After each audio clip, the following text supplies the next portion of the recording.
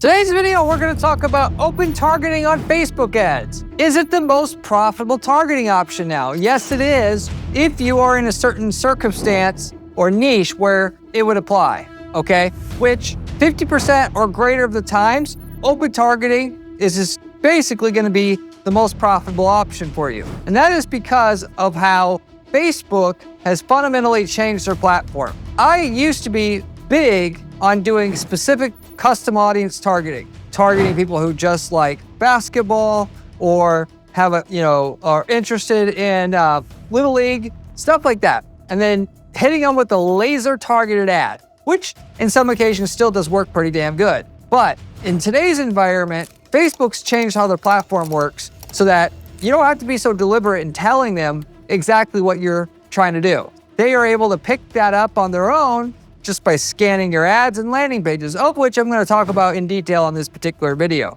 For the rest of you guys who are in more kind of like obscure businesses, open targeting isn't the right thing for you at all. And I'm going to explain why that is as well and what to do about it. So I will go through all those details and more and watch all the way through. I'll also talk about a case study here where I go through the exact results where we compare directly open targeting versus non-open targeting using the default audiences on Facebook in a more of a mainstream niche where open targeting actually typically works. What our results were for the Pottery wheel company we did the case study from or for in terms of ROAS, and then also number of conversions as well. That is number of sales. So make sure you watch all the way through. Facebook operates like a keyword targeted option now, similar to how Google's shopping campaigns work. That is when you're using open targeting. So most of you guys who do Facebook have tried Google. And if you're selling product, Google has shopping ads. There's text ads on google.com and there's picture ads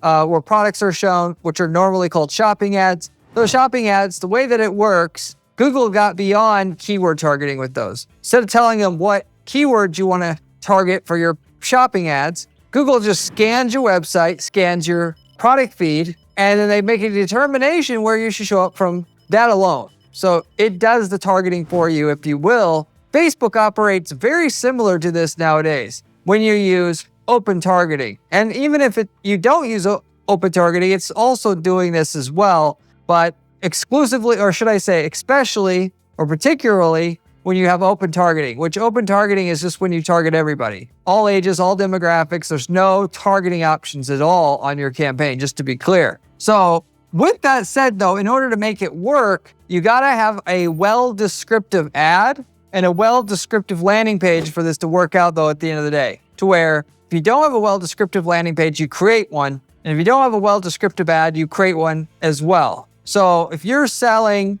let's say, a baseball bat, instead of saying the best slugger on the internet, which is like a nickname for a baseball bat, you don't do that. You make an ad that says the best baseball bat, because the algorithm that Facebook has that's trying to slot you into a certain niche category won't be able to do it and maybe make mistakes doing it when you are using flowery language and get cute with it. Which, not to say cute language on ads don't get high click-through rates, because it does, but when you're doing open targeting, your results primarily are based upon, will Facebook be able to slot you into the most accurate category so that when they're going to decide to show your ad, they know who to show it to. So if you sell baseball equipment, they're going to put you in the baseball equipment category. And then every single person who's in market for baseball stuff, whether they mentioned it on Facebook, they mentioned it in passing while having a Facebook Messenger app on their phone, or, something like that, or they get data from third parties, of course. And then, of course, you got your tracking pixel on your website, and there's millions of websites with tracking pixels on there to gather data about what websites their users are visiting. If they put you in the baseball category, they'll look at all the other people that have recently mentioned on Facebook or been to websites about baseball, and then your ad will show in front of them. But if they don't get you in the right category, then obviously this doesn't work like it's supposed to. So you make a very, we'll call verbose ad that describes what it is that you're doing, driving them to a landing page, which does the same thing. Or at the very least, you need to be saying baseball bat, baseball glove, whatever it is at a minimum on that added landing page. Then you could have your other more flowery language in addition to that. Got it? So that's how you do open targeting nowadays and how and why it works so well. I'm going to go into the case study where we sold pottery wheels here as well, so you understand just how much just regular old open targeting is going to do compared to default audiences where we're targeting people interested in pottery already. I'll save that a little bit later. But what I do want to say is when keywords won't work, that is, you are in a market that, taking a step backwards here again, like with the Google shopping campaign example that I gave you before. The reason why Google can match you up with the customer so easily just by scanning your web page is because they have like 10,000 business categories to put you into. And so you're starting out and they understand how to target your ads based upon that. Now, if you're not in a mainstream niche of any type, then Google, and then in this case, Facebook, can't actually understand who your ad should get shown in front of. If you sell a brand new product, they don't know how to target your ad with open targeting. It'll just legitimately show up for everybody, whereas open targeting, people think it would just show up for everybody. What it really shows up for is people that are in market for that product, but also all demographics along with that. So if you are selling that weird nutter bolt or, specific supplement that cures a weird, ailment or something like that, then in that case, open targeting is not the right option for you by any means. You want specific audiences so that you're not marketing to everybody to find the 10,000 people in the US that could legitimately buy this thing. It's not like, lipstick. You could sell somebody who doesn't want lipstick, or doesn't use lipstick. You could actually technically sell it to them. That weird bolt that only works for one vehicle or car, if you don't get that ad in front of somebody who uses that exact car, well, then you've completely wasted your time. The golden rule is, and not just with Facebook, with all online advertising, is you're looking for places to advertise where at least 1% of the targeted audience are people that are great buyers, basically. The 1% rule, as I call it. So if you are going to sell to, and there's only 10,000 potential buyers in the US, you need to get your targeting down to at least 1 million or less. If there's only 1,000 people who can buy, you damn well be able to get that down to 100,000 people that you're showing your ad to or less. And obviously, 1% is the bare minimum. Your goal should be to get it up to 10%. So if there's 1,000 potential buyers in your market, you have an audience of 10,000, and then you go deeper on the targeting. Given that most people think they have one ad that's going to work, no, you have ad after ad after ad after ad, and it just never ends. You keep refreshing the ad, but since you're targeting a smaller audience, it's actually very affordable to do that. Of course, creating more creative itself is expensive, but basically, instead of going in broad, you just spend more time going after fewer people, and that's generally speaking more profitable than the opposite. But with that said, okay, there's a bunch of different ways to get specific audiences to target to get your 1% to 10% audience of people that would buy if they saw your ad, so to say. You can use the in-house audiences, of course, that Facebook has. So their default targeting options. If you're in a mainstream niche, they'll have this for the most part anyway. So they may not have a category for pottery wheels that you're selling, but they have a category for pottery itself, and you can target that. So maybe those options are great, maybe they won't. For the most part, unless you're in a fairly mainstream niche and you're selling something to people that are looking to travel, let's say, if you will, that kind of bigger niche, you're not going to find an audience in Facebook. It's not like it was back in the day where they had a lot more audiences. They bought data from Axiom, and you were able to target people like that had 3 credit cards or something like that. You also, though, got Nextmark mailing lists. You can Google this, Nextmark mailing lists. You can find email lists that you could upload to Facebook of people that, let's say, are members of AARP or people who like to have or have purchased recently menswear store. These email lists you get are primarily there to do direct mail marketing, but you can use them to power a Facebook campaign. And they just charge you to rent the list. It's really straightforward in terms of what you need to do. You can search for the right audience that you want on Nextmark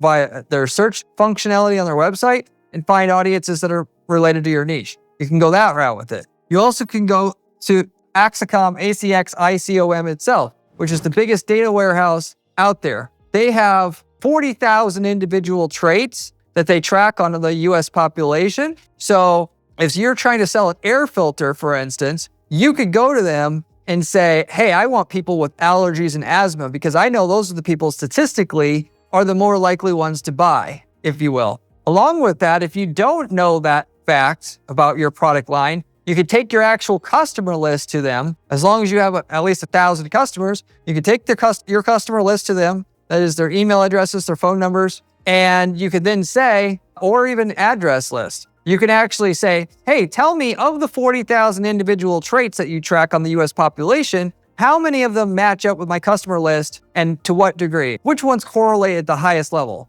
And they'll tell you, okay, of all the 40,000 traits, the 3 most common ones that pop up on your customer list are this, this, and this. Then you can then say, okay, great. I see people that have asthma and allergies are the number 1 most common trait on my customer list. Give me a list of all the people with allergy and asthma in your database that also has children and is over 35 years old and also lives in Texas. And I'll take that list, if you will. Then they'll give you that list, you upload it to Facebook, and now you've got a list of 1 million people to target. Out of the 400 million people in the US, you have the best million to target, and you've gotten rid of most of the waste, and your campaign's gonna make money right away because you purchased the data instead of using open targeting to just trying to find people that you know would buy or in market for a air filter. Because with open targeting, you use an ad that says air filter. Yeah, Facebook will do a good job letting you target people who have recently searched for or been to websites that sell air filters or mention air filters in passing in conversations on instant messenger or whatever. But for that matter, you're going to limit yourself. Whereas if you had a product that was great at fixing allergy and asthmas, or people that have allergies and asthma, your ad copy could just mention that exclusively, and you could target the people with allergies and asthma itself. Given that Facebook is not going to let you target that individually by itself, and it's a privacy issue. Even though you had allergy/asthma on your ad, they're not going to get you in front of somebody who they know has that because it's a health category itself, whereas the data list will let you do it itself. Then you can just pretend like you didn't know it with your ad. Hey, this is the best filter for somebody with allergies because it gets rid of allergies 99% of the time. It has a 200% money back guarantee, and you got a working campaign. You could also go through Experian. It's another huge data broker that has data, which a lot of times Axicom does not have. Experian is the one where you can get a lot of health even related audiences. So like the allergy and asthma people, you could target people who just have diabetes and get a list of those people there. Or somebody who, basically buys cosmetic surgeries or procedures itself. Not only just has a certain medical trait, but they actually are buyers of cosmetic procedures itself. If you're trying to sell Botox, that's the audience you want ultimately. You also got LiveRamp. So these data brokers like Axiom and Experian, which you think Experian, by the way, you think of like your credit score. That's just one aspect of what they do. LiveRamp actually takes data from third-party data brokers like a LiveRamp, like an Experian, and allows you to tap into those lists. They're like a middleman. But instead of having to go to these data brokers yourself and get the email list and upload it to Facebook directly, manually, they have a catalog that you could tap into, and then you just click on the audience you want, and then right away it's imported into Facebook. So it's easier. Problem with it though is if you don't spend at least 10 grand a month in ad spend, it's not going to make sense because there's minimums with LiveRamp. But if you're a bigger advertiser, it's 100% worth it. At least if you're in a more obscure niche itself, or you want to expand what you're doing with open targeting because you want to start going after people who have traits that look like somebody who would buy. So that, if such as you're selling a weight loss pill, you want to target somebody who's recently in the last 30 days joined a gym because you know that they're willing to spend on weight loss related solutions. And so then you can use LiveRamp to tap into those audiences, import them. And the way that it works is you're paying per 1,000 impressions. So there's no direct cost to the list, unlike with the data brokers itself. You are just paying for every 1,000 times your ad shows, you're paying a flat rate per 1,000, or CPM as they call it, cost per milli. And that cost can be, essentially what it'll work out to is it'll raise the cost of your ad spend by about 10% overall. So it's not going to make your ads that much more expensive. And for what you're getting, in terms of cutting out half or more of the waste right off the top from your ad campaign, it's 100% worth it to do it. You just have to have enough volume to make the minimums and make it make sense. So you got LiveRamp. You also got SRDS Online, which SRDS is an old school centralized data repository that had access to all these different data broker lists and places to advertise, to where, like, let's say you want to find all the places to advertise to people who like golfing. And they'll have a list of every magazine that you can advertise in terms of related to golf, every TV show related to golf, every direct mail marketing related list of people that, past golf buyers that you can then send mail out to, and do all your media planning this way. Well, SRDS has went online, digitized all this so that you don't have to go through, you just have to go to the library and even research this stuff. Nowadays, you could just get an access and get a membership to the list and search it yourself. So trying to find lists, a place to not only advertise though, but then get access to the data lists can be done through there. So you don't have to go through third-party data brokers, because they are a broker of data brokers, if that makes sense. So they're at one level. So that's one way you could access, or at least find lists. You don't buy lists through them directly. They just are data repository that can tell you where to get lists that match up with something that particularly if you've uploaded your customer list at Axiom, what people buy. And for that matter, let me give you a really good direct example of a real use case where we did custom targeting and why it was better to do than the open targeting. And that is where we sold mailboxes. We sold high-end decorative mailboxes, okay? So the average person that's thinking simplistically, they're gonna say, I'm gonna make an ad with this mailbox on it, and I'm just gonna advertise that as is. And people that are in market for a mailbox, they're gonna find the ad and then they're gonna buy. That's cool, except for the main problem though there is, not very many people look for mailboxes online. And when they do need a mailbox, generally speaking, it's pretty quick. They're gonna do a day or two of research, and then that's it. So by the time Facebook picks up on it, you don't have that much time to market to them, really, at the end of the day. Not to say that that's useless, but it's limited, we'll just say, at the very least. And our goal is to make as much money as we can, because we're greedy pigs, right? Everybody wants more money. So once you've done the open targeting, how do we expand this? Well, like I said a minute ago, you find out about your customers, what makes them unique. One source of data, by the way, of which is you can upload your customer list directly to Google and look at the affinity segments and in-market segments that match your customer list, or even the people who have visited your site. If you have enough traffic to your site, you can do that as well. And what we did is we found out through the data that Google itself provides, without even having to go through Axiom, because we had enough traffic and enough customers that we've uploaded already to Google, we're already advertising on Google, that people that are in the process of doing a home renovation, they are almost 10 times as likely to be a customer of ours than somebody who's not. So at that point in time, given that, we wanted to cut down a lot of the waste, we could just go ahead and find a list of people that are planning home renovations and target them exclusively. With Google, it's easy because they already have these defined lists, but on Facebook itself, even though you could have an ad that says home renovation on it, but that's not what we offer. So with practically speaking, the audience that we want to target,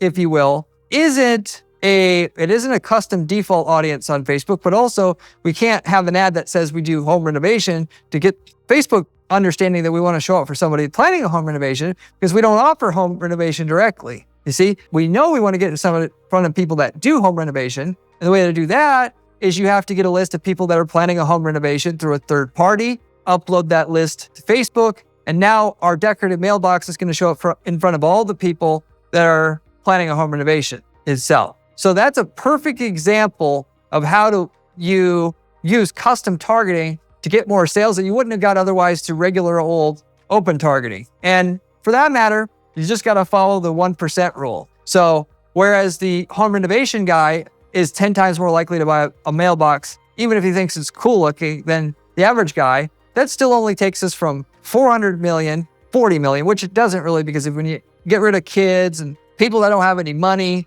that are in the bottom 80% of age demographic, you're all the way down to 10 million, but it takes you from 10 million down to 1 million. And that makes a big, big difference in the profitability of your ads already. And then once you're down to 1 million, you can actually, what you're effectively doing is you're saving money that you are just pissing away marketing to other people because you don't want to go through the extra steps of finding out who actually buys and why they buy. And you could end up spending it into at a better, either more creative or better creative, which generally speaking, by the way, better creative is the better option because anymore, people are so desensitized to wild and crazy things on social media. You'd be better off to have one really good ad than 10 crappy ones. And just to give you an example with this, the mailbox company, we paid to get on as a new product feature on national television itself. And we used that feature as our actual ad. And that works way, way better than showing the mailbox itself,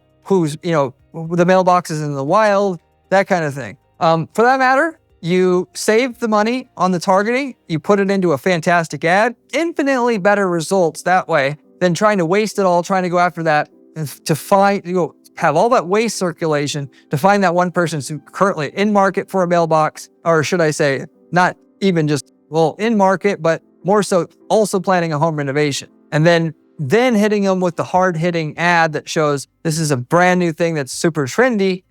Now we got something that will work. Before we get into the case study here, where I compare the open versus the non-open targeting, so you can see just how much this will affect your results. If you haven't subscribed to this channel, you absolutely should, because the stuff I'm talking about on this channel, nobody else is really talking about, at least at a level that I talk about it, because I'm a practitioner and I'm doing this stuff 40 hours a week at our firm on dozens of accounts. Other people on YouTube, the creators that are here, a lot of them don't manage any ads. The information's not detailed enough to help you then as a result. So you should subscribe. Go ahead and take a minute to do that. You should also check out my blog on my site at guaranteeppc.com/blog. The blog has step-by-step instructions in order to how to actually roll out strategies that we're using at our firm to guarantee our clients results right now. It's got screenshots, it's got everything you need to use them. So if you like the channel, you should check that out as well. If you have any questions about anything I'm covering here, by the way, you can ask me in the comment section. I get back to everybody who asks me questions on this channel, usually within 24 hours time. Ask me any marketing related question you want. I don't care what you ask. I'm more than happy to get back to you on it.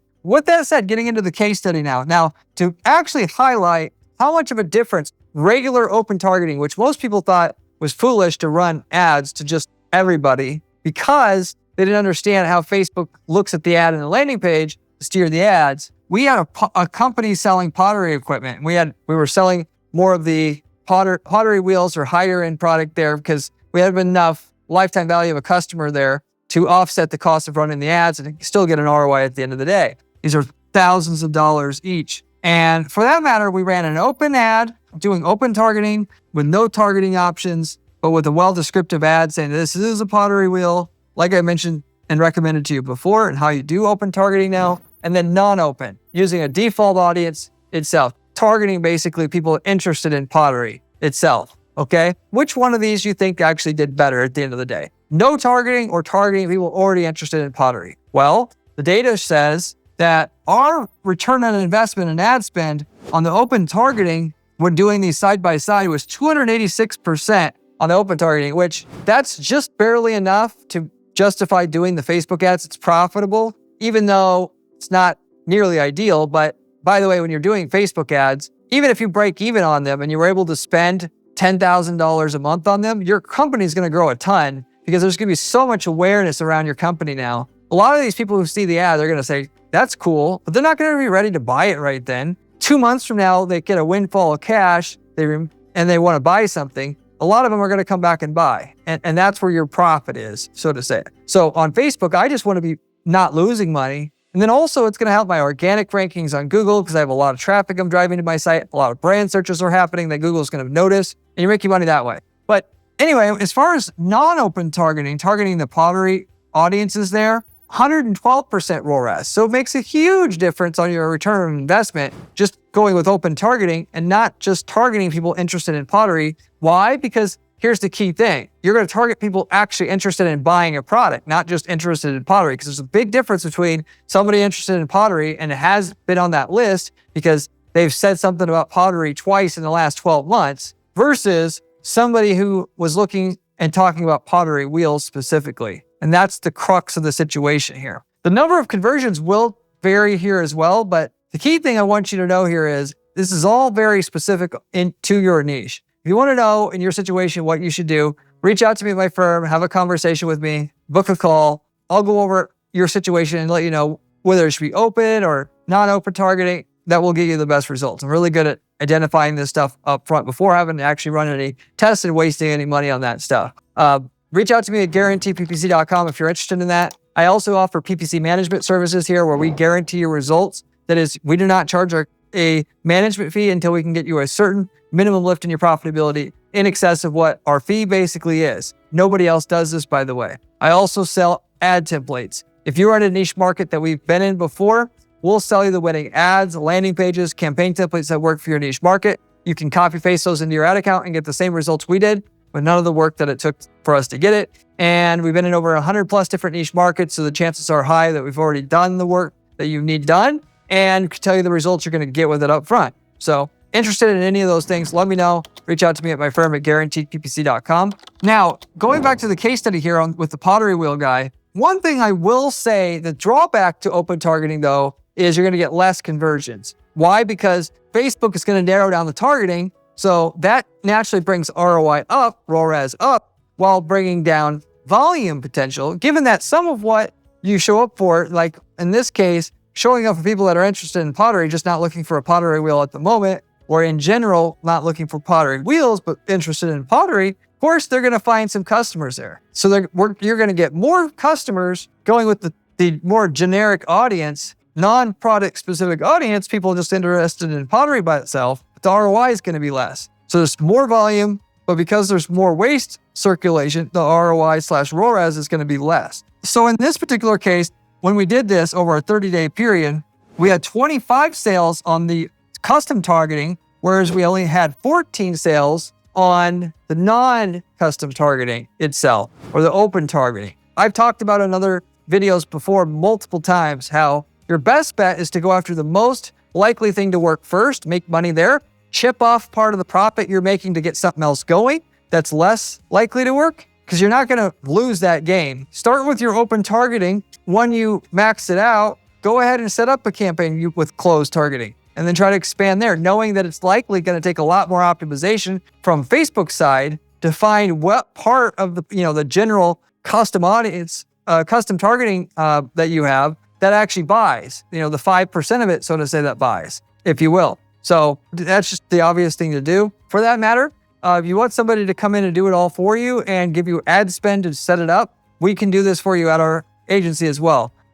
What? You're going to give me free ad spend to run these tests and run these ads? Yes, we will. If we're interested in investing in your company, which we're looking to invest in several other companies right now, we'll give you free ad spend to get your ads going, or more than what you have already. And as our buy-in to your company, we'll run all your ads for you. You just simply have to give us a certain cut of your growth in sales moving forward, usually between 1 and 10% of your gross sales. We'll take that cut as our commission and we'll scale your ads. The starting ad spend will be used to kickstart the ads itself, and the money that we make will go into, continuously keeping the ads going and growing. We've invested in several companies like this since we started this back in 2020, of which are making millions of dollars a year extra now, thanks to what we've done and our partnership with those companies. So we've become equity partner in these companies, we grow their sales, and we enjoy that company's growth and increase in success. If you're interested in this, let me know. We're looking for companies to invest in right now.